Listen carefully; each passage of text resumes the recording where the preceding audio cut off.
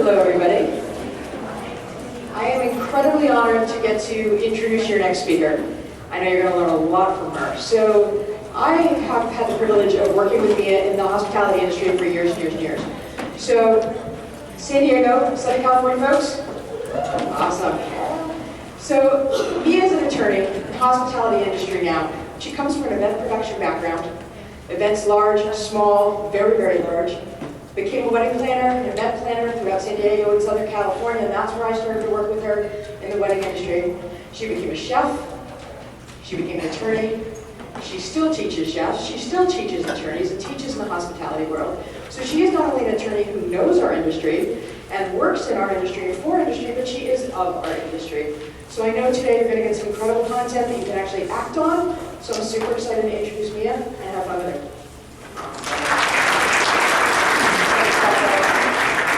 Can you guys hear me okay? All right. First, I want you to visualize something. You don't have to close your eyes. It's not that kind of session. Okay. I want you to think about all of the things that you've worked really, really hard for in your life. Cash you might have built up in your savings account, a home that you saved, it took forever to finally get, your cars, if you have children, their education fund. All of these things that you've worked really hard for in your personal life to build up, I want you to think about that. Then I want you to think about losing a lawsuit. Something happened in your business, and the person who sued you won a judgment and was able to come after you. All those assets that you worked so hard for are gone. You got a job, so you don't have your business anymore. You got a job. Your wages are getting garnished because the judgment calls for that. They filed an abstracted judgment, so they're getting your wages garnished. I want you to think about that. Think about the strain that it might put on your relationship and how you feel about having had that business. Never should have done it. Never should have done it. Now, I want you to think about all those assets that you built up. Someone sued you, and you still have your assets. And the company took the hit, and although it was a tough time, you're still like, that's okay. I live to see another day. My kids get to go to college. I get to keep my house. I have all of my assets and my savings. That was just the cost of doing business. Which one do you prefer? That's kind of a no-brainer, right? Okay, so I didn't want to scare you, but I just wanted to set the perspective of and the lens through which we're going to look at all of this business entity stuff, because it's kind of a dry subject, but it's one that's really, really important. So here's the thing. If you have business, there's risk. There's nothing you can do about that. You're out there, you have a business, there's risk. You can't contract your way out of every single risk.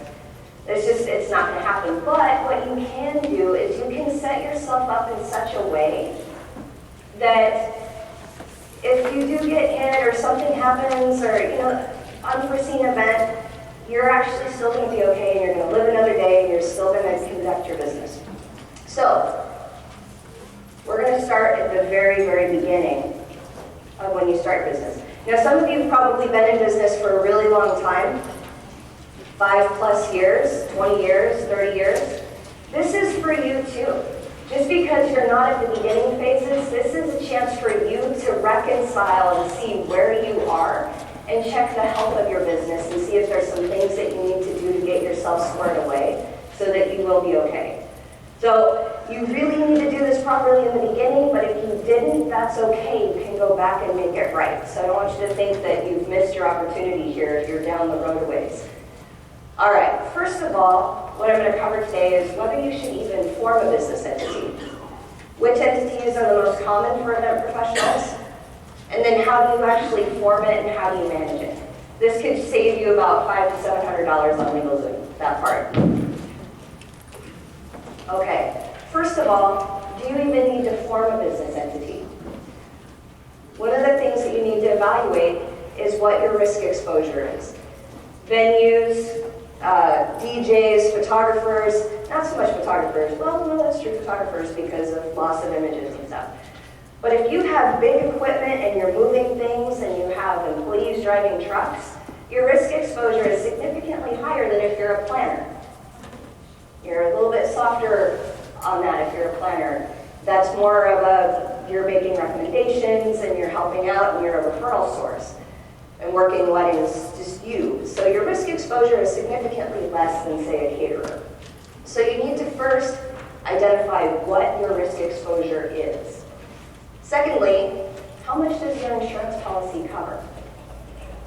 Wedding planners, you guys might be okay with a sole proprietorship as long as you have professional liability insurance and if that policy can cover, if you're adequately insured.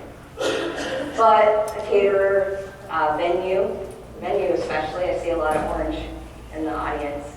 You guys are definitely going to need more than just some basic insurance because chances are that might not be just enough. Okay, and then what personal assets do you have? That takes me to the beginning when I had you visualize all of those things that you worked so hard for. In particular, your personal assets. Not just the assets of the company, but your personal ones. What's going to happen to you personally? Hopefully nothing. Okay, the most common entities for event professionals are sole proprietorships, partnerships, limited liability companies, and corporations. Just a quick show of hands, how many LLCs are there out there? That's what I thought. That is definitely the most common, and so I'm going to spend a little bit more time on that in particular. The rules will be similar for corporations as well, but LLCs are the ones that I see the most.